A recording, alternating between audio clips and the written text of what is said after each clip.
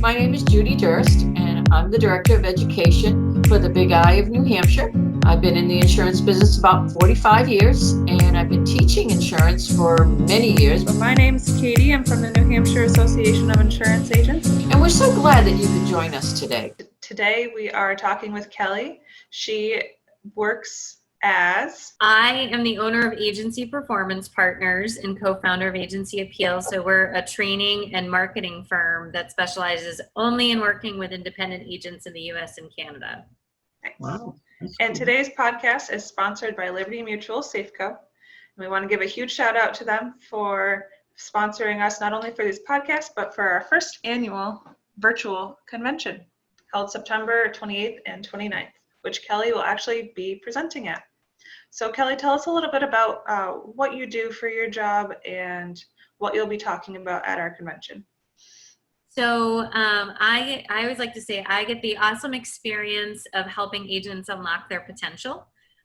So that means really kind of honing in on sales skills, how to retain customers, more of the soft skill stuff. So we're Judy, I think you get to do more of the technical diving into the policy. I try to help them communicate that to get the best outcomes for their agency. So for what I'm doing is we're going to break down our ridiculously amazing sales process.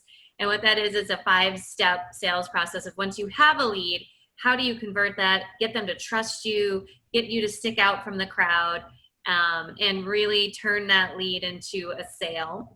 So we break that down into 5 different steps and just kind of doing some of the outside thinking where it's not just about quoting the policy, it's also about how people feel and like and trust you during that process. Going off of that, what would you say 3 tips would be that you have to increase your client retention? So I think that retention is one of those, I think some agencies take it for granted. I'm sure that you've heard that, you ask an agent, oh, what's your retention rate? And it's like, oh, it's good. I always kind of say, it's like, well, good's not a number, and I think, hey, a lot of agencies manage their agency by the P&L versus the metrics sometimes in their management system, and with rate increases, things like that, like your agency is growing, but we're not always certain if we're retaining. And, we know Geico is spending $1 billion this year to attack personal lines books of business. And we know collectively between all of the big players, it's now $7 billion in marketing spend. So for when we talk about retention, I take a very traditional approach. I always say that what I recommend to agencies, if you talk about the top 3, the first is going to be annual renewal reviews. And I love it because it helps us sell and cross-sell, increase coverage, build that relationship with clients. And, we can giggle, but, why does State Farm still exist? Their rates are not great.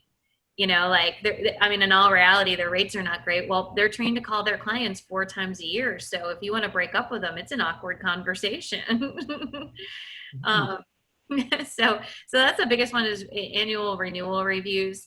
The next one is you have to decide in your agency, are you creating a transaction or are you creating customer experience? Because customer experience is very different than a transaction. The client expects the transaction to happen. The customer experience wows them. It slows people down. It says, while I have you on the phone, if I find any coverage weaknesses or missing discounts, can I bring them to your attention? The customer experience educates them on, things like usage-based driving apps or, water sewer backup, or in commercial lines, like, hey, are you taking more credit cards now? We really need to talk about this. And I think that a lot of agencies have fallen in the transactional trap because they're so busy. I have a saying, like within 5 minutes, I will walking into an agency, I'll hear how busy people are. And that leads me to my last one. I think in order to have the highest retention rates, you have to constantly be investing and looking for the best talent and investing in the best talent. Many agencies hire out of desperation. And then it's like, okay, you have a pulse, you can fog a mirror and an insurance license, you're hired. And, we're not always hiring for the right culture fit. We're not always hiring for the, how we see things. And I think that that's a big, big part of retention is, if I can do everything on my mobile phone app at 10 o'clock at night, we have to embrace with the idea that we are the least convenient way to buy insurance through the independent channel. Now we're getting better. we're working towards it. But there's a reason why Amazon comes to my house 4 times a day, and it's due to convenience, and so, but there's also a reason I drive an hour and 15 minutes to go get my hair cut, because of the experience. And so you have to identify that as an independent agent, we are strapped on technology because we work with so many multiple carriers. So we have to embrace the idea that our people are our brand ambassadors, and that our people need to be trained, and we need to find the right and best people to get there. Let me ask you a question. Would you agree that agencies hire people because of their previous knowledge in the industry, and they fire them because of their attitude? Definitely have seen that. I think that there's a level of burnout in many jobs in insurance. And I think some of that is that there hasn't been a defined customer experience of what's expected. So everything comes in with the same priority level. Maybe there are a couple things are higher and a couple things can be lower, like a mortgagee change doesn't have to be hopped on, but pretty much everything comes in with the same priority level. And if there hasn't been the right training or understanding of how to be a triage nurse, like you're running an ER, there's 8 beds, what are we going to do? Everything becomes very overwhelming. And then the customer has changed to be very much in a situation where they're not very thankful, they have high expectations, and there's a missing piece in there. So I do think people are hired because of their experience. And I always encourage people to say, there's 2 things you need to do to be great in insurance. You need to be teachable and have a good attitude. Because even if you've got 25 years experience, I've been in insurance since I was 18, and there's still things I learn every single day. And you're crazy not to think that, well, I've been doing it, this is the way I always do it. It's kind of like, okay, well, the world's changed a bit. We fight with people over getting cell phone numbers. Well, I wouldn't want to be texted. And I'm like, well, but that's the choice of the client. Don't always think about you personally, think about what's in their best interest. Right. I agree. So going off of that, what do you think would be the biggest time waster for an insurance agent? Complaining. Good. I say that lightly, but I tease people all the time. I'm like, you get off of a difficult phone call, and for the next 35 minutes, whoever you bump into, you're going to tell the same story to for 5 minutes.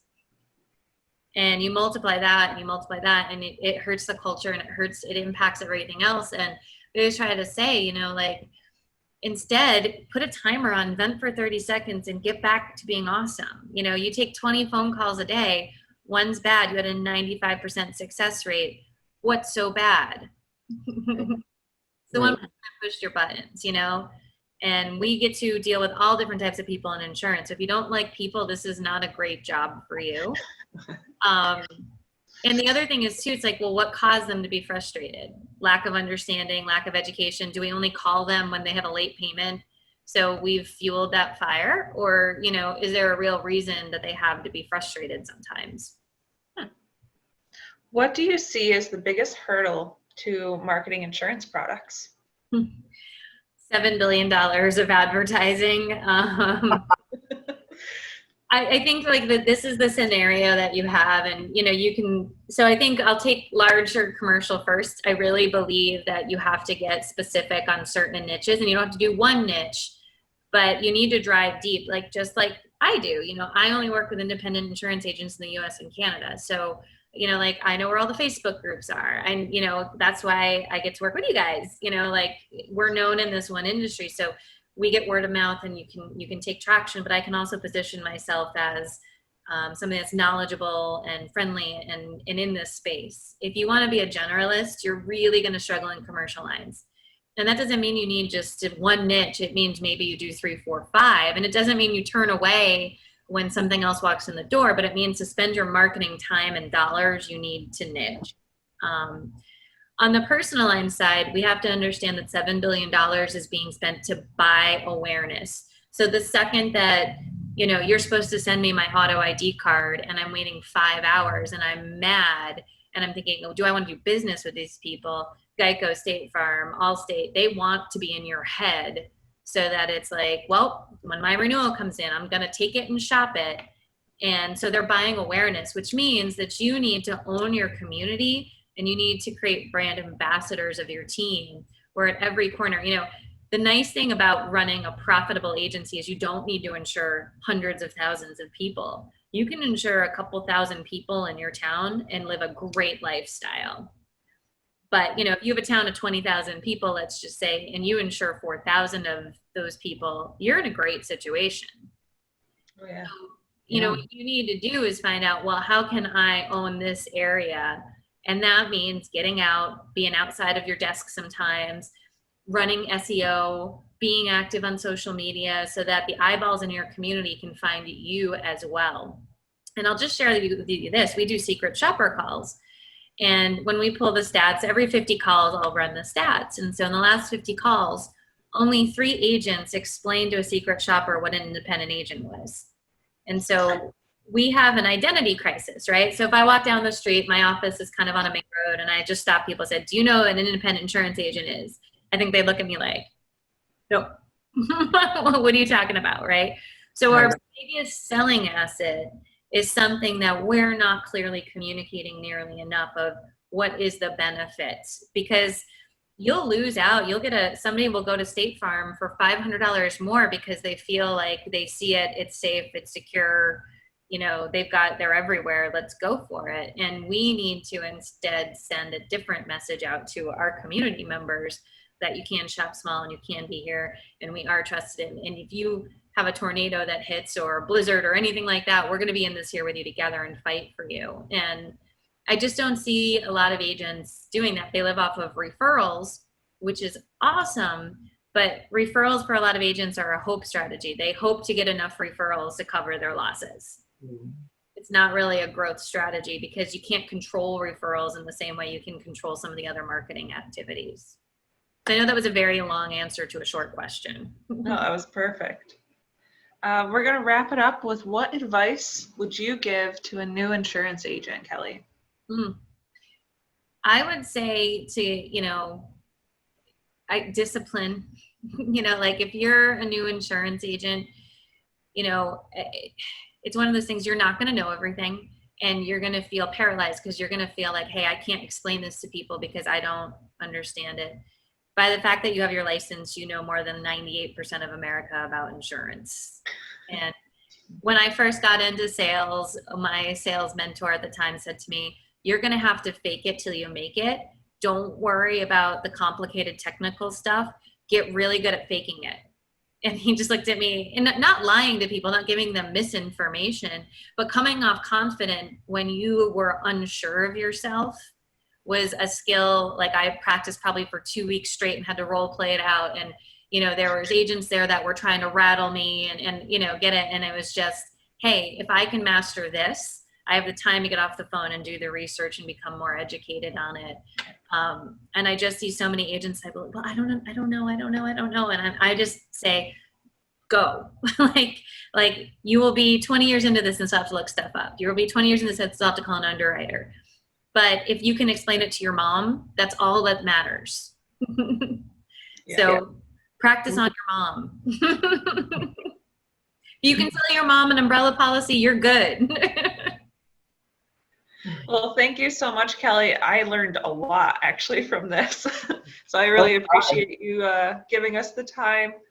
And we hope to see you guys at the virtual convention. So that way you can also hear Kelly talk more on this topic to all of you. The convention again is September 28th and 29th. You can register on our website. And we want to again thank Liberty Mutual and Safeco for sponsoring this podcast and our convention.